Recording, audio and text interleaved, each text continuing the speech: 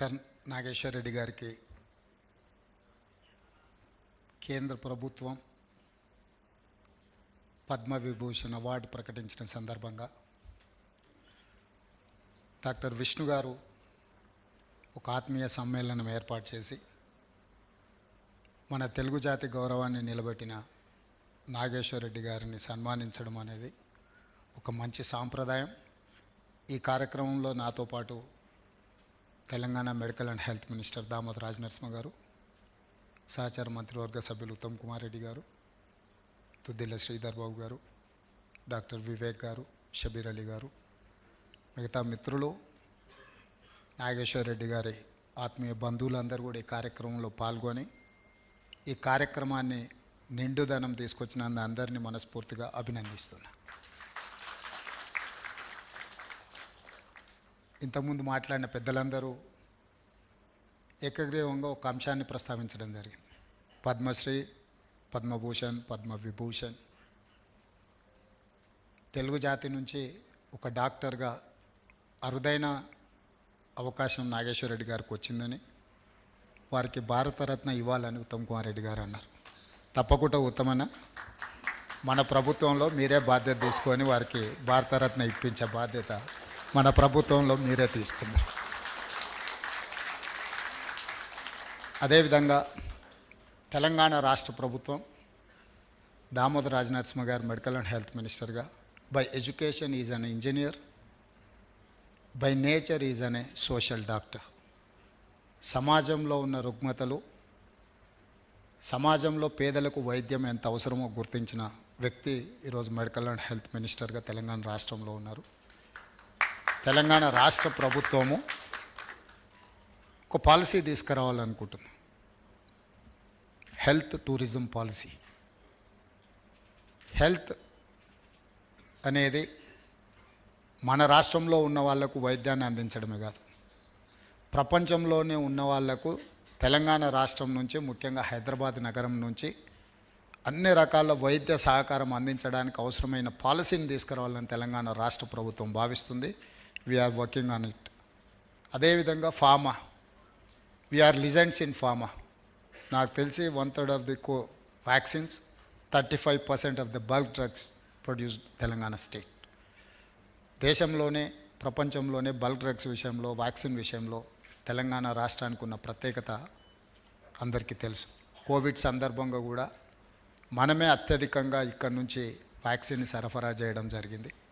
Covid సందర్భంగా doctor Nageshwar Reddy గారు వైద్యాన్ని అందించడమే కాకుండా అవేర్నెస్ ప్రోగ్రాం కూడా వారు చేయడము, ఏ విధంగా జాగ్రత్తలు పాటించాలి, కోవిడ్ వచ్చిందంటే ప్యానిక్ బటన్ నొక్కాల్సిన అవసరం లేదు, తీసుకోవాల్సిన జాగ్రత్తలు తీసుకుంటే ఎలాంటి ప్రమాదం లేదు అని అవగాహన కల్పించడంలో కూడా నాగేశ్వర్ రెడ్డి గారు ప్రత్యేకమైన పాత్ర పోషించారు. ఈరోజు తెలంగాణ రాష్ట్ర ప్రభుత్వం పేదలకు ఉచిత వైద్యాన్ని అందించే క్రమంలో ఆనాడు డాక్టర్ వైఎస్ రాజశేఖర రెడ్డి గారు మొట్టమొదట రాజీవ్ ఆరోగ్యశ్రీ తీసుకొచ్చి పేదవాడు కలలో కూడా ఊహించని కార్పొరేట్ రంగ వైద్యాన్ని అత్యంత నిరుపేదకు అందుబాటులోకి తీసుకొచ్చి ఆనాడు 2 లక్షల రూపాయల వరకు రాష్ట్ర ప్రభుత్వం ఉచిత వైద్యాన్ని అందించే పథకాన్ని దేశంలోనే మొట్టమొదట మన తెలుగు రాష్ట్రాలలో డాక్టర్ వైఎస్ రాజశేఖర రెడ్డి గారు ప్రవేశపెట్టారు. ఆ పథకం ఈరోజు తెలంగాణ రాష్ట్రంలో రాజీవ్ ఆరోగ్యశ్రీ పథకానికి నేను ముఖ్యమంత్రి అయిన 2వ రోజే 10 లక్షల రూపాయల వరకు ప్రతి పేదవాడికి వైద్యాన్ని ఉచితంగా అందించడానికి సంపూర్ణమైన నిర్ణయం తీసుకున్నాం. ఇదే కాకుండా ముఖ్యమంత్రి సహాయ నిధి నుంచి కంబైన్డ్ స్టేట్లో కానీ ప్రత్యేక రాష్ట్రంలో కానీ ఒక్క సంవత్సరంలో 900 కోట్ల రూపాయల సహాయాన్ని అందించింది కూడా మా ప్రభుత్వం. మేము పేదల వైద్యానికి 900 కోట్ల రూపాయలు ముఖ్యమంత్రి సహాయ నిధి నుంచి ఒక్క సంవత్సరంలోనే ఖర్చు పెట్టడం జరిగింది. ఇవన్నీ కూడా ఖర్చు. ఏదైనా సమస్య వచ్చిన తర్వాత మనం ఆ సమస్యను పరిష్కరించడానికి, వైద్యం అందించడానికి ఖర్చు పెడుతున్నాం.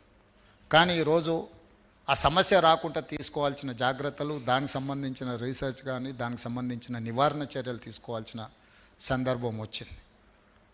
ఈరోజు రకరకాల స్పెషలైజేషన్స్ వచ్చిన తర్వాత నాకైతే పెద్ద ఈ స్పెషలైజేషన్స్ మీద పెద్ద అవగాహన లేదు. డాక్టర్ అంటే డాక్టర్ ఫర్ మీ, డాక్టర్ అంటే ఫ్యామిలీ డాక్టర్. ఫ్యామిలీ డాక్టర్ అంటే మన కుటుంబ సభ్యుల్లాగా పేషెంట్లతో మాట్లాడి వాళ్ళతో కలిసి ఒక సోదరుడిగానో, ఒక సోదరీమణిగానో, ఒక అన్నగానో వాళ్ళతో మాట్లాడి వాళ్ళ సమస్యలను తెలుసుకొని వైద్యం అందిస్తే మీరు ఇచ్చే మెడిసిన్ కంటే కూడా మీరు పలకరించే విధానంతో సగం రోగాలు నయమవుతాయని నేను సంపూర్ణంగా విశ్వసిస్తాను. It is an relation between patient and doctor. It is an family relation. That is why they called family doctor. కానీ డే బై డే అది తగ్గుతూ ఉంది. బికాజ్ ఆఫ్ స్పెషలైజేషన్ ఏమో లేదా ట్రాన్సాక్షన్ రిలేషన్స్ వల్ల తగ్గుతుందేమో నాకు తెలీదు. కానీ భవిష్యత్తులో ఫ్యామిలీ డాక్టర్స్ విధానం కొనసాగాలి. ఎందుకంటే ఒక పేషెంట్ ఆ ఫ్యామిలీ యొక్క స్ట్రక్చర్, వాళ్ళ డిఎన్ఏ లేకపోతే వాళ్ళ ఫార్మేషన్ అర్థమవుతే ట్రీట్ చేయడం ఈజీ అవుతుంది. ప్లస్ ఈరోజు తెలంగాణ రాష్ట్రంలో కానీ దేశంలో మనం ప్రతిసారి డాక్టర్ దగ్గరికి వెళ్ళినప్పుడల్లా అన్ని రకాల పరీక్షలు చేస్తున్నారు. ఆ రికార్డ్ మనం ఎక్కడ దాచిపెట్టడం లేదు. పోయినప్పుడల్లా కొత్త పరీక్షలు చేయడం, ఆ సందర్భానికి ఉపయోగించడం జరుగుతుంది. అందుకే తెలంగాణ రాష్ట్ర ప్రభుత్వం డిజిటల్ హెల్త్ కార్డ్ క్రియేట్ చేయాలా. Digital health card for each individual. Data privacy యాక్ట్తో పాటు ఒక వ్యక్తి హాస్పిటల్కి వెళ్తే అతనికి అందించిన ప్రతి సందర్భంలో డిజిటలైజ్ చేస్తే భవిష్యత్తులో అతను హాస్పిటల్కి ఏ డాక్టర్ దగ్గరికి వెళ్ళినా కూడా అంతకంటే ముందు ఏం ట్రీట్మెంట్ జరిగింది, ఏం మెడిసిన్ వాడినరు, అంతకంటే ముందు డాక్టర్లు ఏ రకమైన వైద్యాన్ని అందించరు అని తెలిస్తే ఆ పేషెంట్ను ట్రీట్ చేయడం ఈజీ అవుతుంది.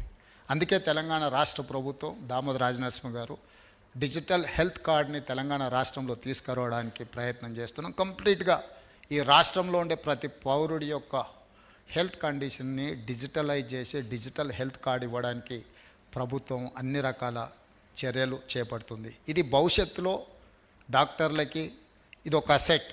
డేటానే అసెట్. మనం అందరం ఇప్పుడు బంగ్లాలు లేకపోతే ప్లాట్లు, ల్యాండ్స్ ఇవన్నిటిని అసెట్ అనుకుంటున్నాను. Going forward I don't think so. All these physical structures are not assets, only data is asset. ఆ అసెట్ని క్రియేట్ చేసే పని మీద తెలంగాణ రాష్ట్ర ప్రభుత్వం ప్రయత్నం చేస్తుంది. అందులో మేము సంపూర్ణంగా డాక్టర్ నాగేశ్వర రెడ్డి గారి సహకారాన్ని రాష్ట్ర ప్రభుత్వం ఆశిస్తుంది. ఎందుకంటే మనం రోల్ మోడల్గా ఉండదలుచుకున్నాం. ఒకప్పుడు ఏ సమస్య వచ్చినా వైద్యానికి విదేశాలకు వెళ్తున్నారని మనం చదివేవాళ్ళం. కానీ ఈరోజు మిడిల్ ఈస్ట్ కంట్రీస్ నుంచి, ఇతర దేశాల నుంచి హైదరాబాద్ రాష్ట్రానికి, తెలంగాణకి, హైదరాబాద్కి ముఖ్యంగా వైద్య సహాయం కోసం వస్తున్నారు. ఈరోజు అందుకే మేము అన్ని రకాలుగా వచ్చే వాళ్ళకి ఏ రకమైన డైరెక్ట్ ఫ్లైట్ కనెక్టివిటీ, రీసెంట్గా నేను ఏవియేషన్ మినిస్టర్ని కలిసినప్పుడు కూడా మిడిల్ ఈస్ట్ నుంచి డైరెక్ట్ ఫ్లైట్స్ హైదరాబాద్ కోసం అడుగుతున్నాం. లేకపోతే వాళ్ళు కనెక్టింగ్ ఫ్లైట్స్ పట్టుకొని ఆ పేషెంట్స్ ఇక్కడికి రావడానికి, ఇక్కడికి వచ్చిన తర్వాత కూడా సెక్యూరిటీ క్లియరెన్సెస్ కూడా చాలా సమయం తీసుకుంటుంది. వాటికి సపరేట్ కౌంటర్ పెట్టి ఇతర దేశాల నుంచి ఎవరైనా హెల్త్ పరమైన అంశాల మీద వస్తే వాళ్ళని ప్రత్యేకంగా ట్రీట్ చేయడానికి అవసరమైన నెగోషియేషన్స్ని కూడా గవర్నమెంట్ ఆఫ్ ఇండియాతో చేయాలని తెలంగాణ రాష్ట్ర ప్రభుత్వం నిర్ణయించుకున్నది. అదేవిధంగా ఒక క్యాంపస్ క్రియేట్ చేద్దాం అనుకుంటున్నాం. అక్కడొకటి కాకుండా ఒక 1000 acres ల్యాండ్లో నియర్ బై ఎయిర్పోర్ట్ ఒక కంప్లీట్ హెల్త్ క్యాంపస్ క్రియేట్ చేయడం ద్వారా అక్కడ అన్ని స్పెషలైజేషన్స్, అన్ని రకాల వైద్యం అందించే విధంగా అందరినీ అక్కడ వాళ్ళ సంస్థలను ఏర్పాటు చేసుకోవడానికి అవసరమైన ప్రణాళికలను కూడా తెలంగాణ రాష్ట్ర ప్రభుత్వం సిద్ధం చేస్తుంది. అంటే నా point it is very simple. Hyderabad, Telangana ఎవరికి ఏమి కావాలన్నా వైద్య సహాయాన్ని అందించగలిగిన స్థాయికి తెలంగాణ రాష్ట్రం రావాలి. రాష్ట్రం ఆ స్థాయికి చేరాలి అని అనుకుంటే నాగేశ్వర రెడ్డి గారు లాంటి వాళ్ళ సహకారం తెలంగాణ రాష్ట్ర ప్రభుత్వానికి అవసరం ఉన్నది. నేను మిత్రుడు దామోదర్ రాజనరసింహ గారికి సూచన చేస్తున్నా, మనం హెల్త్ పాలసీని ఏదైతే చేయాలనుకుంటున్నామో అందులో నాగేశ్వర రెడ్డి గారి సేవల్ని, వారి సలహాలని, వారి అనుభవాన్ని దాదాపుగా 41 సంవత్సరాల నుంచి నిరంతరం వారు ఈ సేవలో, ఈ వృత్తిలో ఉన్నారు.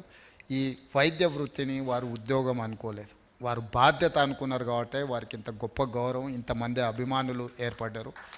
ఇతర దేశాలలో పెద్ద పెద్ద సంస్థలు ఆయనకు కోట్లాది రూపాయలు ఇవ్వాలని ఆఫర్ చేసిన ఆయన ఇక్కడి ప్రజలకు సేవలు అందించాలి, తనలో ఉన్న నైపుణ్యాన్ని ఇక్కడ ప్రజలకు ఉపయోగించడం ద్వారా ఒక గౌరవం, ఒక ఆత్మ సంతృప్తి పొందాలి అని వారు ఏదైతే ప్రయత్నం చేస్తున్నారో మనస్ఫూర్తిగా వారిని అభినందిస్తున్నా.